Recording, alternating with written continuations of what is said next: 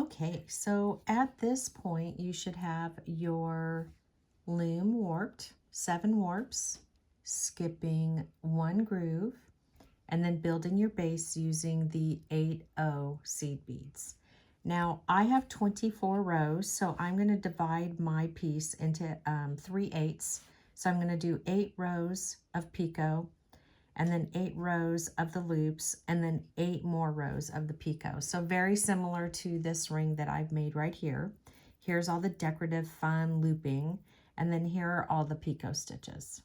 And I'm actually using a very big focal bead on this particular ring, but I'll be using something a little bit smaller on the one that I'm working on.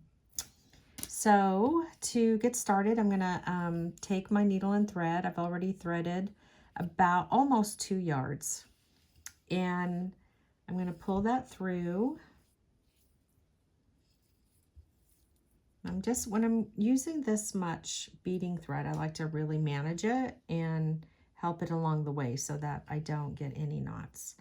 So what I'm going to do next is pick up 1 11/0, 1 8/0, and 1 11/0. And then I'm going to go back down a row, and this is going to be my first stitch, my first picot. And they're just these cute little, you know, it's kind of like putting a topper on a cake, right? Okay. And then I'm going to pick up another 11/0, another 8/0, and another 11/0. And I'm going to go back up to the top row. I want to make sure I don't, oops, I want to make sure I don't grab that seed bead. Okay. My needle wants to stay with me. Okay, thank you. I'm going to pull this through. Let's make sure we're still in the shot here. And again, just making sure to guide all of this so that I don't get a knot. And let me get that tail out of the way. Where are you at?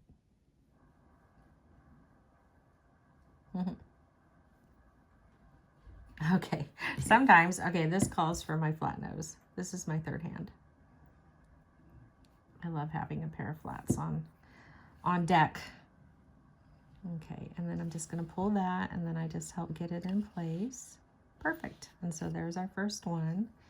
And then I'm going to come down into the next row. And we'll just get all of this pulled nice and tight. Okay, perfect. Yay. Okay, so there's our first 2 cute little picots, and they just add this nice little element, like a finished touch. So I'm going to pick up an 11/0, an 8/0, and 11/0. Now you could alternate the decorative pieces, the center bead if you wanted. They could be a lot bigger. I just like to add, you know, a little element of finish. Okay, so I'm going to turn the loom this way so that I can see what I'm doing. Come into that row. You could by all means just do one side at a time.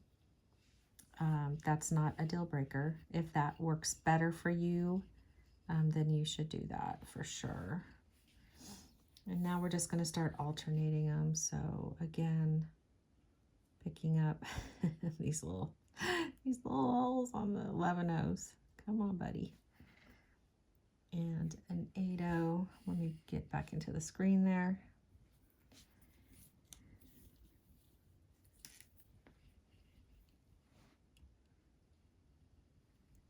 Always making sure that that needle is gliding on top of the warps. Get my third hand out of the way. See, I wanted to take it with it. I don't know about you, but I have this terrible habit of, you know, my desk is got lots of stuff on it. I have to remember to clear it. So an 11/0, an 8/0, and one more 11. And so we're just zigzagging. I just love this look, so pretty.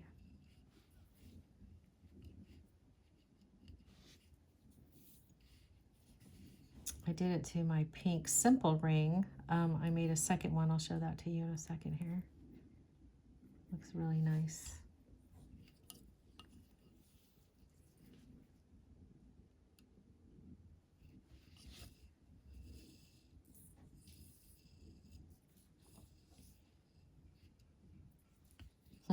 So cute.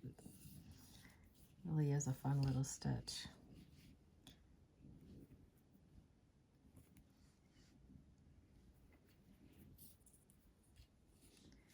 So, do I almost have all my rows? I almost have 8 rows.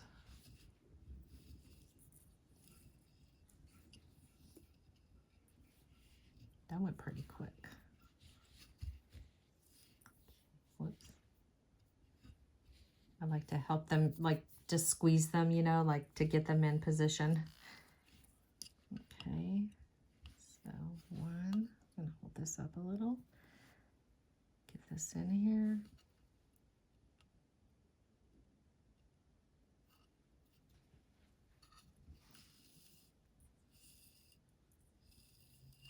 Oops.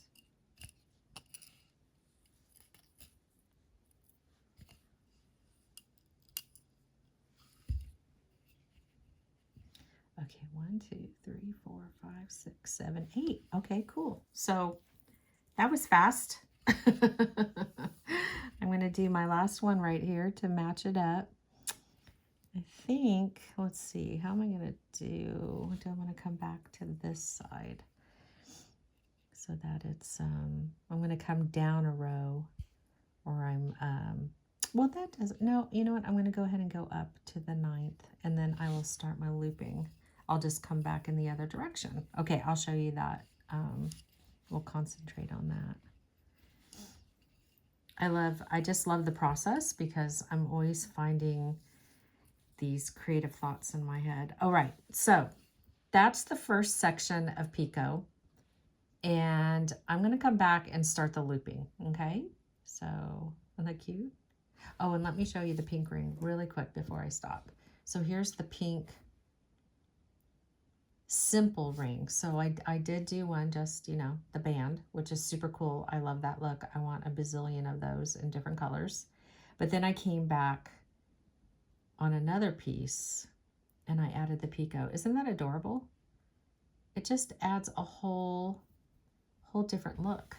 Isn't that crazy how that happens? All right, so I'm going to come back and we'll start the looping process.